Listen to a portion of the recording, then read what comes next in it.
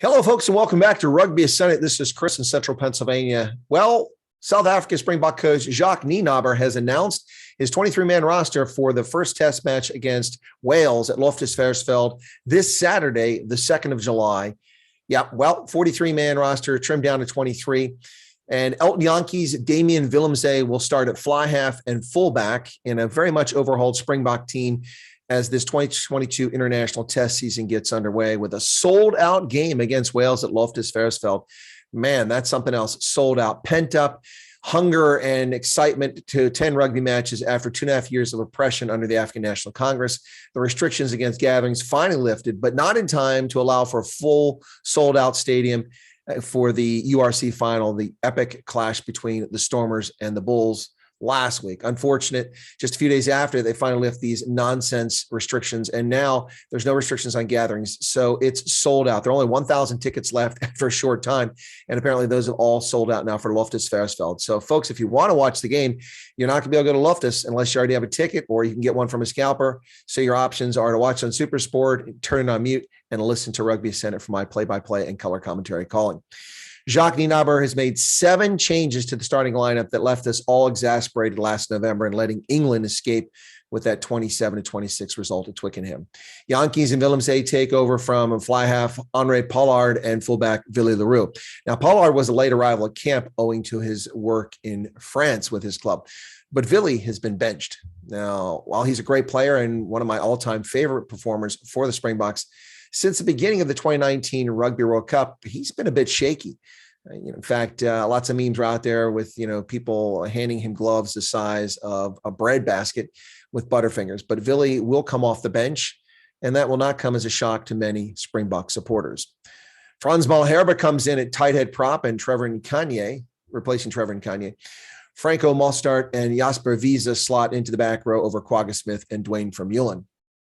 Now, Wiese gets this nod at number 8. That's not a surprise. He's a very talented up-and-coming player. He's done very well playing in Europe, and not a surprise at all.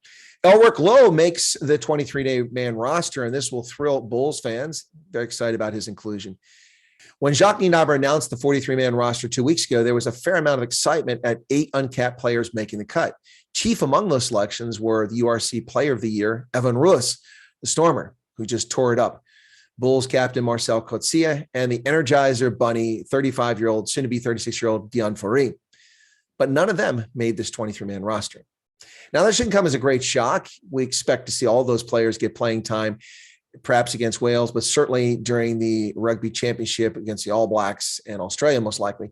There are a dozen games, hopefully at least 9 on the books right now, and maybe as many as 11 before the season's over to see these players get an opportunity to play. But Evan Roos definitely deserves a nod, as does Marcel Coetzee. And it's exciting to see Deon Fourie in his mid-30s finally become a Springbok to get that first cap. But it's not going to happen Saturday. Roos was URC Player of the Season. His season was unbelievably knockout, massive. He's also the Next Generation Player of the Season, the Fans Player of the Season, and the Players Player of the Season. He won all kinds of hardware for his performance. He played in 18 of the Stormers' 21 games, and he averaged 79 minutes a game. That's insane. His impact and consistent improvement ensured the national coaching leadership couldn't ignore him, despite the fact that they were ignoring him initially. Salmaan, Moerrat, and Elrigh Loouw are the lone uncapped players who will be on the squad for Saturday. And the Stormers fans about Salmaan Moerrat, and Bulls fans happy about Elrigh Loouw, both of whom come off the bench. And there's your lineup, folks. Let me just take a few comments about this particular lineup. I got to say that I'm pretty happy with that front row. Oxenche, Bongi Mbonambi, and Malherbe do a fine job. The locks, excellent choices, Eben Etzebeth and Loouw de Jager when Loouw is healthy. Those two are a knockout combination. Siya Kolisi is the captain. Franco Mostert. Jaco Wiese, once again, great choice there. Faf de Klerk at scrum half, no complaints there. Just please, Faf, let's not get into the box kicking game. That gets so boring. Elton Yankees at fly half. We'll see how it goes, Elton. Makazolian Pimpi, Damon Dialende, and Lucanio Am. That's a great set of wings back there. Cheslin Colby, of course, always an exciting player, and man, can he hit.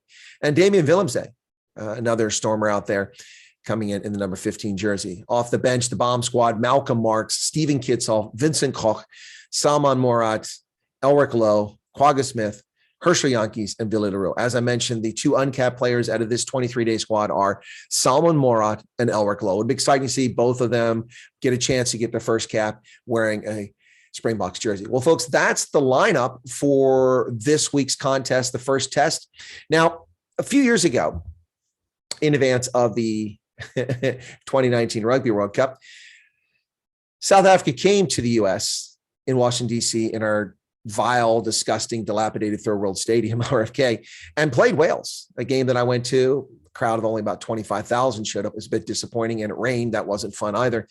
And what was least fun was all the debutants who got their initial caps, because Rossi was looking to see who had the talent. Now, he had a plan, and it worked. He won the World Cup, but we weren't the top-ranked squad at that time. Right now, South Africa is the top-ranked team, courtesy of someone helping defeat the All Blacks late in the season last year, because the Springboks sure didn't do it with their loss to England.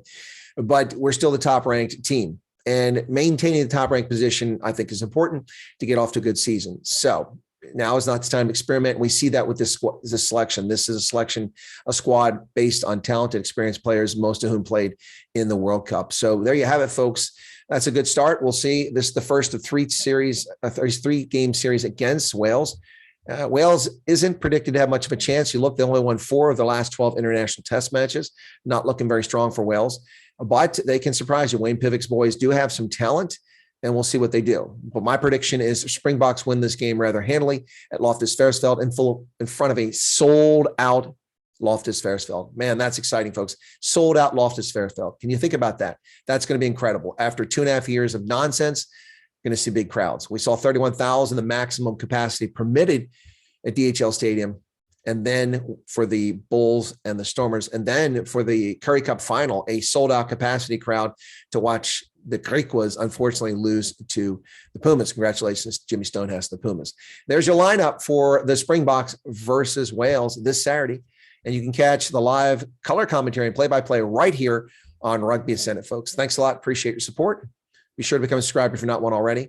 And go Boks.